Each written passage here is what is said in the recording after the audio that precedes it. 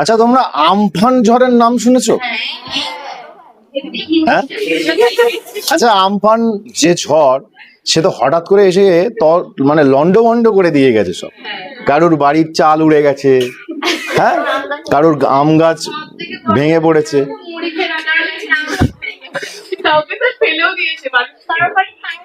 মানে আমরা উপভোগ করেছি, দেখেছি এটা যে কতটা পরিমাণ ধ্বংস করতে পারে একটা ঝড়।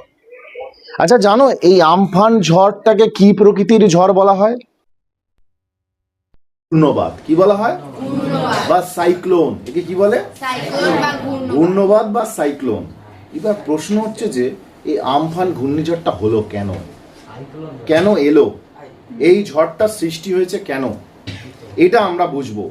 আচ্ছা, এই ধরনের বায়ুকে বলা হয় আকস্মিক বায়ু। হঠাৎ করে এসেছে। আকস্মিক বায়ু কি হয়? হঠাৎ করে আসে। আকস্মিক বায়ু হঠাৎ করে আসে। তাহলে এই আকস্মিক বায়ু সম্পর্কে আমাদের এখন পড়তে হবে। আকস্মিক বায়ু দুটো হয়, একটা ঘূর্ণবাদ আর একটা প্রতীপ ঘূর্ণবাদ। অর্থাৎ একটা হচ্ছে সাইক্লোন আর একটা অ্যান্টি সাইক্লোন। সাইক্লোন আর অ্যান্টি সাইক্লোন, অর্থাৎ ঘূর্ণবাদ এবং প্রতীপ ঘূর্ণবাদ। এটা কি? প্রথমে আমরা ঘূর্ণবাদটা কি সেটা বুঝি। দেখো, কোনো একটা জায়গায় নিম্নচাপ তৈরি হয়েছে। নিম্নচাপ মানে লো প্রেশার। নিম্নচাপ তৈরি হওয়া মানে লো প্রেশার তৈরি হওয়া মানে কোনো একটা জায়গায় বায়ু কন্টিনিউয়াসলি গরম হচ্ছে না ঠান্ডা হচ্ছে? গরম হচ্ছে।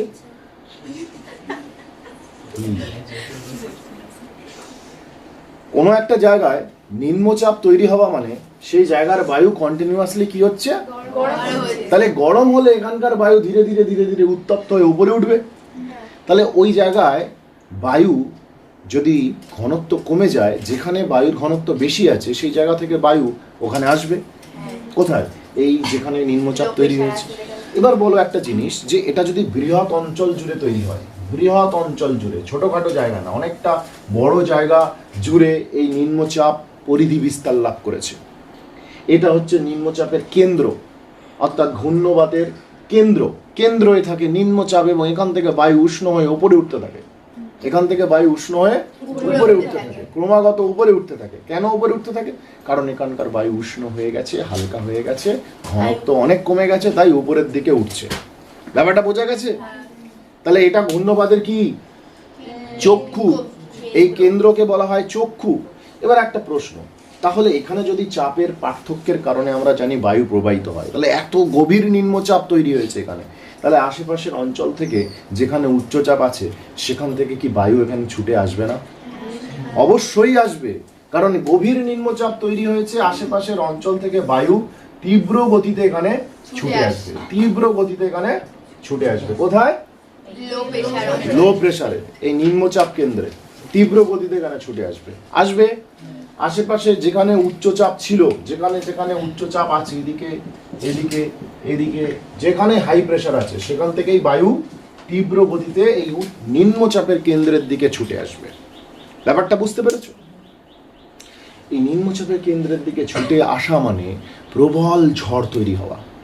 প্রবল ঝড় তৈরি হওয়া, এই ধরনের, একে বলা হয় ঘূর্ণবাদ। একে কি বলা হয়?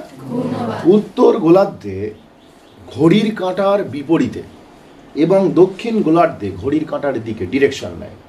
এর ডিরেকশনটা উত্তর গোলার্ধে ঘড়ির কাঁটার বিপরীতে এবং দক্ষিণ গোলার্ধে ঘড়ির কাঁটার দিকে। এবং এই ঘূর্ণবাদের গতি অনেক বেশি থাকে। 160 হতে পারে, 120 হতে পারে ঘন্টায়, কারুর কারুর তো 400 হতে পারে, 300-400 কিলোমিটার পার আওয়ার। ব্যাপারটা বুঝতে হবে। যেমন আমাদের এইদিকে এই ঘূর্ণিঝড়গুলোকে নাম দেওয়া হয়েছে, ভারত বাংলাদেশ এই যে উপকূলবর্তী অঞ্চল, একে সাইক্লোন বলা হয়। ঘূর্ণবাদ দুটো ধরন আছে, একটা ক্রান্তীয় ঘূর্ণবাদ আর একটা নাতিশীতোষ্ণ ঘূর্ণবাদ।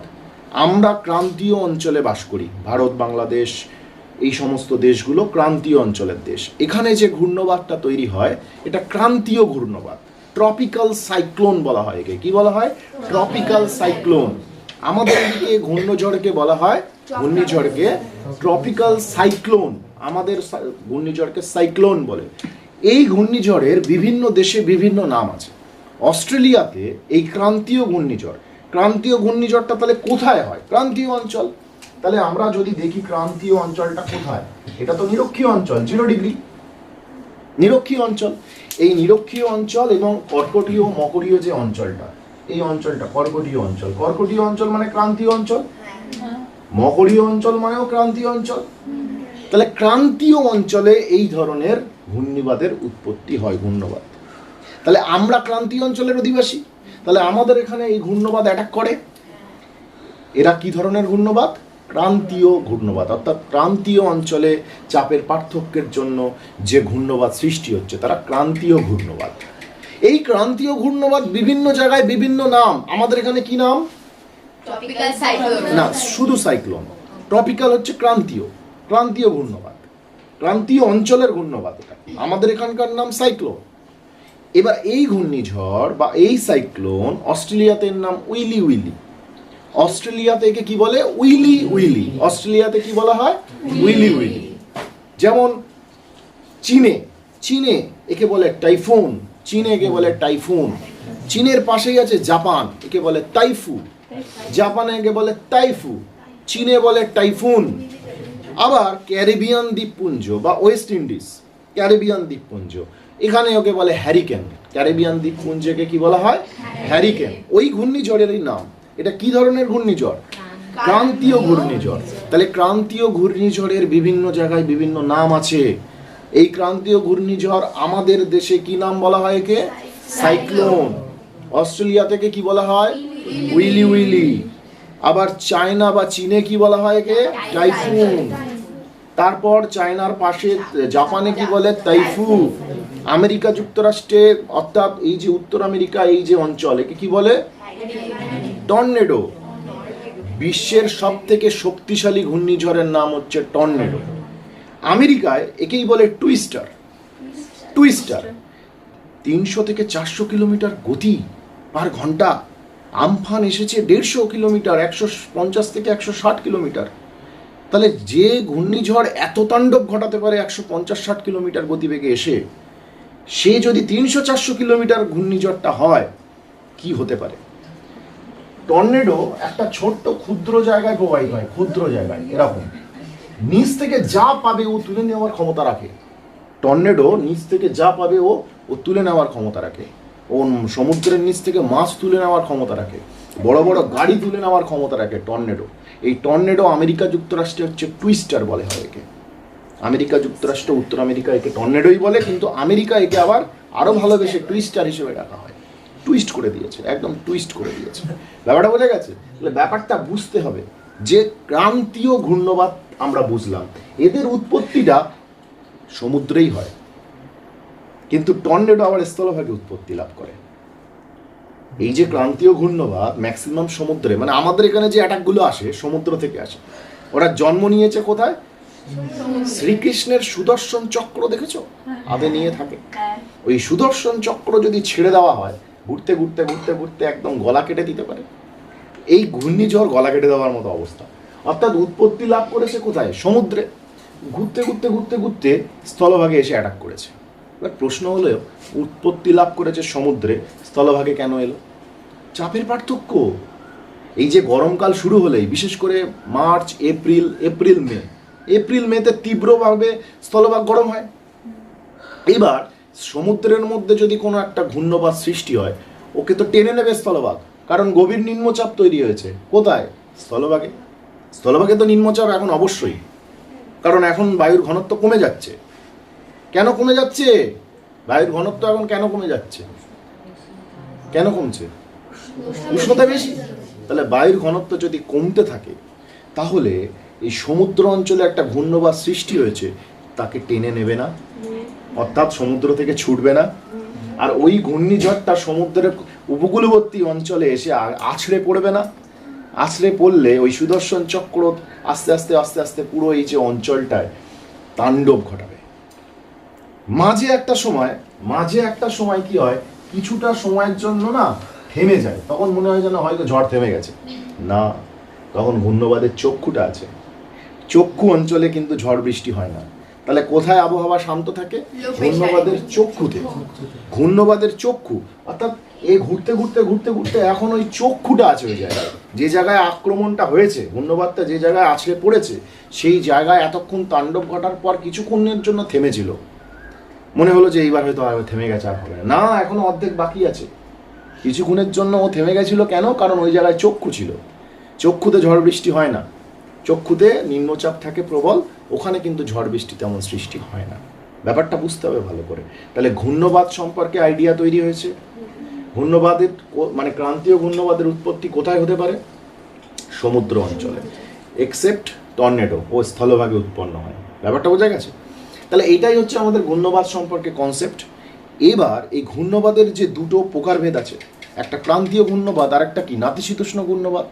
নাতিশীতোষ্ণ অঞ্চলটা কোনটা? এই অঞ্চলটা নাতিশীতোষ্ণ অঞ্চল, এখানে ক্রান্তীয় ঘূর্ণবাদের সৃষ্টি হয়েছে।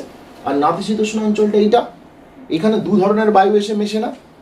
মেরু থেকে যে বায়ুটা আসে সে তো প্রচুর ঠান্ডা আর ভারী, আর এই ক্রান্তীয় অঞ্চল থেকে যে বায়ুটা যায় সেটা তো একটু হলেও উষ্ণ। তাহলে দুটো দুই ধরনের বায়ু, এই দুটো দুই ধরনের বায়ু যখন মেশে ওখানেও কিন্তু ঘূর্ণবাদ সৃষ্টি হয়, ওদের মধ্যে সীমান্ত সৃষ্টি হয়। দুটো দুই ধরনের বায়ু এসে সীমান্ত সৃষ্টি করে ঘূর্ণবাদ সৃষ্টি করে। এই ঘূর্ণবাদটাকে নাতিশীতোষ্ণ ঘূর্ণবাদ বলে। এ অতটা শক্তিশালী নয়, ক্রান্তীয় ঘূর্ণবাদের মতো অত শক্তিশালী নয়, কিন্তু এটাও ঘূর্ণবাদ। ঝিরিঝিরি বৃষ্টি হয়, ঝড় হয়। কোথায়? এটা নাতিশীতোষ্ণ অঞ্চলে। তাহলে ঘূর্ণবাদ কয় ধরনের হয়? দুই ধরনের, একটা ক্রান্তীয় ঘূর্ণবাদ আর একটা নাতিশীতোষ্ণ ঘূর্ণবাদ। এই ঘূর্ণবাদেরই অপোজিটটা হচ্ছে প্রতীপ ঘূর্ণবাদ বা অ্যান্টিসাইক্লোন। প্রতীপ ঘূর্ণবাদটা কি? দেখো, ঘূর্ণবাদে আমরা কি দেখলাম? মিডিলে লো প্রেশার, হাই প্রেশার অঞ্চল থেকে বায়ু লো প্রেশারে আসছে। প্রতীপ ঘূর্ণবাদে উল্টোটা হয়। কি উল্টোটা হবে? অর্থাৎ এখানে এখানে লো প্রেশার থাকবে না, মিডিলে কি থাকবে? High pressure. মিডিলে থাকবে হাই প্রেশার, আর চারিদিকে কি থাকবে? Low pressure. এদিকে লো প্রেশার, এদিকে লো প্রেশার। এদিকে বায়ু ছুটবে না, হ্যাঁ? একটা কেন্দ্র থেকে চারিদিকে বায়ু ছুটবে না। আচ্ছা, ধরো একটা মানুষকে 10টা মানুষ মিলে যদি পেটায়, অবস্থা খুবই খারাপ হয়ে যাবে। আবার 10টা এরকম যদি হয় যে 10টা মানুষকে একজন পেটাচ্ছে, তাহলে অবস্থা খুব একটা খারাপ হবে না? একজন 10টা মানুষকে পেটানো আর 10টা মানুষ মিলে একজনকে পেটানো, দুটো আকাশ পাতাল তফাৎ হবে। অর্থাৎ এক জায়গা থেকে চারিদিকে বায়ু সাপ্লাই দিচ্ছে, কারণ চারিদিকে নিম্নচাপ হয়েছে। কিন্তু এর আগে কি দেখছিলাম? চারিদিক দিয়ে বায়ু এক জায়গায় আসছিল, তাণ্ডব বেশি হচ্ছিল। তাহলে প্রতীপ ঘূর্ণবাদ মানে উল্টোটা, কেন্দ্রে আছে কি প্রেশার? উচ্চচাপ, আর বাইরে কি আছে? Low pressure. তাহলে কি হবে? হাই প্রেশার থেকে লো প্রেশারে বায়ু যাবে, চারিদিকে যাচ্ছে বায়ু, একটা সেন্টার থেকে চারিদিকে বায়ু যাচ্ছে। এতে ঝড় বৃষ্টি খুব একটা হয় না, সামান্য ঝড় হয়, একটু আধটু বৃষ্টি হয়, রোদ ঝলমলে আবহাওয়া থাকে, তীব্রতা অতটা হয় না। এটাকে বলা হয় অ্যান্টিসাইক্লোন বা প্রতীপ ঘূর্ণবাদ। একে কি বলে? অ্যান্টিসাইক্লোন বা প্রতীপ ঘূর্ণবাদ। এই যে আমাদের কালবৈশাখী মাঝে মাঝে আসে, বুঝতে পেরেছো? গ্রীষ্মকালে বিকালের দিকে, এটাও এক ধরনের ঘূর্ণবাদ। কেন? কারণ দিনের বেলা তো বিরাট গরম হয়ে গেছে, এবার ওই অঞ্চলগুলোতে কি হচ্ছে? উত্তাপ বেড়ে গেছে, নিম্নচাপ তৈরি হয়েছে। এইবার যেখানে যেখানে ঠান্ডা বায়ু আছে, নদীর পাশে থাকতে পারে, বিলের পাশে থাকতে পারে, ঝিলের পাশে থাকতে পারে, পুকুরের পাশে থাকতে পারে, সেখানে সেখানে বায়ু তো ঠান্ডা আছে। এবারে কি করবে? ও তো ডাকবে, আয় ভাই আয়, আমার প্রচুর বায়ু কমে গেছে, আয় এদিক ওদিক থেকে যেখান থেকে পারবি চলে আয়। তাহলে এদিক ওদিক থেকে জলীয় বাষ্পপূর্ণ বায়ু নিয়ে গিয়ে তাণ্ডব ঘটিয়ে মেঘ সৃষ্টি করে বৃষ্টি সৃষ্টি করে দেয়। এটাও এক ধরনের ঘূর্ণবাদ। কালবৈশাখী বিকালের দিকে হয় গ্রীষ্মকালে। ব্যাপারটা বোঝা গেছে? তাহলে ঘূর্ণবাদের কনসেপ্ট তৈরি হয়েছে। ঘূর্ণবাদ তৈরি হবে মিডিলে, কেন্দ্রে নিম্নচাপ হলে না উচ্চচাপ হলে? নিম্নচাপ হলে। তাহলে ঘূর্ণবাদ এটা ক ধরনের হয়? দুই ধরনের। কি কি? ক্রান্তীয় ক্রান্তীয় ঘূর্ণবাদ আর ঘূর্ণবাদ। এই ক্রান্তীয় ঘূর্ণবাদকে অস্ট্রেলিয়াতে কি বলা হয়? Willy Willy.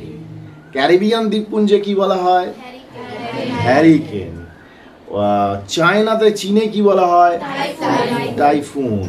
জাপানে কি বলা হয়? টাইফু। আর আমেরিকায় এর দু ধরনের নাম আছে। উত্তর আমেরিকায় এটা টর্নেডো, আর আমেরিকা একে ভালোবেসে কি ডাকা হয়? টুইস্টার। কি বলা হয়? টুইস্টার। ব্যাপারটা বোঝা গেছে? আর আমাদের এই দিকের অঞ্চলগুলোকে কি নাম দেওয়া হয়েছে? এই আগের বছরই দানা নামে একটা ঘূর্ণিঝড় আসার সম্ভাবনা ছিল, এসেছে, বিভিন্ন জায়গায় তাণ্ডব ঘটিয়েছে। দানা, তারপরে হচ্ছে তোমার ফণি, তারপরে হচ্ছে আয়লা, 2009 সালে হয়েছিল আয়লা, এরকম আছে যশ, তো বিভিন্ন ধরনের এরকম ঘূর্ণিঝড়ের নামকরণ বিভিন্ন দেশ করে, ব্যাপারটা বোঝা গেছে? এবার এবছরও কিন্তু মানে প্রতি বছরই মে মাস নাগাদ, হ্যাঁ মে মাস এপ্রিল মাস এই সময় যেমন ঘূর্ণবাদের সৃষ্টি হয়, ঠিক আছে? মে মাসের সম্ভাবনা বেশি থাকে, ঠিক আছে? এবার প্রতি বছরই একটা সম্ভাবনা থাকবে, আসার থেকে যায়। ব্যাপারটা বুঝতে পেরেছো? তাহলে কনসেপ্ট ক্লিয়ার? ঘূর্ণবাদ আর প্রতিঘূর্ণবাদ নিয়ে কোনো কনফিউশন, কিছু জিজ্ঞাসা আছে?